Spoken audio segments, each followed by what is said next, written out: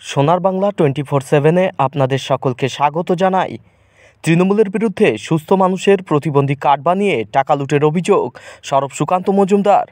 তৃণমূলের বিরুদ্ধে স্বাভাবিক মানুষের প্রতিবন্ধী কার্ড বানিয়ে টাকা লুটের অভিযোগ মথুরাপুরে নির্বাচনী প্রচারে এসে সরব হলেন সুকান্ত মজুমদার। হুঙ্কার দেন সবকটা দুর্নীতিবাজেদের জেলে ভরব। দেখুন আর কি বললেন বিজেপির রাজ্য সভাপতি। এরা চুরি করতে করতে কোন জায়গায় পৌঁছে গেছে। আজকে তো এই জেলায় এসে আমি প্রথম জানতে পারলাম, নতুন জানতে পারলাম, যারা ভালো মানুষ অর্থাৎ আমার মতো আপনার মতো সুস্থ স্বাভাবিক তাদেরকে নাকি প্রতিবন্ধী কার্ড দিয়ে দিচ্ছে। কি সত্যি কিনা? হ্যাঁ ভগবান, চুরির একটা লিমিট আছে। আপনারা চিন্তা করবেন না, সমস্ত কাগজ আমাকে দিন, প্রয়োজনে এরও সিবিআই তদন্ত করে বঙ্কিম হাজরাকে জেলের ভেতরে পাঠানোর ব্যবস্থা করা হবে। আরে এই প্রতিবন্ধীদের টাকা কি মমতা ব্যানার্জির টাকা নাকি?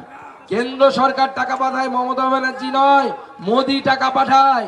সেই মোদির টাকা যদি কেউ চুরি করে বেআইনি ভাবে যাদের পাওয়ার কথা না তাদেরকে পাইয়ে দেয়, আমি এই মঞ্চ থেকে গ্যারান্টি দিয়ে যাচ্ছি তাদের জেলের ভেতরে ঢুকানোর ব্যবস্থা আমরা করব, সেই ব্যবস্থা আমরা করব। আর এখন যে আপনারা বলছেন যে বাপি হালদার চাল চুরি করেছিল, কোন সময় করেছিল?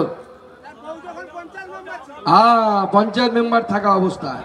তাই বঙ্কিম হাজরা এখন ঠিক করেছে কাউকে কিছু খেতে দেবে না, সব একাই খাবে। শালাকে নেতা বানিয়েছে। কি প্রধান যেন নামটা? জামাই। শালা না, জামাই। হ্যাঁ জামাই। তবে এরা এমন জামাই না, শালাই বলতে হয় এদেরকে, জামাই বলা যাচ্ছে না। বউকে প্রধান বানিয়েছে, তাই তো? হ্যাঁ, এই যে আমরা যে জায়গাটাতে এলাম, কি নাম? ইন্দ্রপুর না কি নাম? রুদ্রপুর। রুদ্রনগরের প্রধানকে বঙ্কিম হাজরার স্ত্রী। আবার নিচে একটা কি ওয়াটার অ্যাম্বুলেন্স না কি বানিয়েছিল নাকি শুনেছিলাম, সেইটা নিয়ে ঘুরে বেড়াতো। এই চোরেরা চুরি ছাড়া কিচ্ছু জানে না। আপনাদের এখানে প্রতিবন্ধীর কার্ড চুরি করে লোককে পয়সা পাইয়ে দিচ্ছে।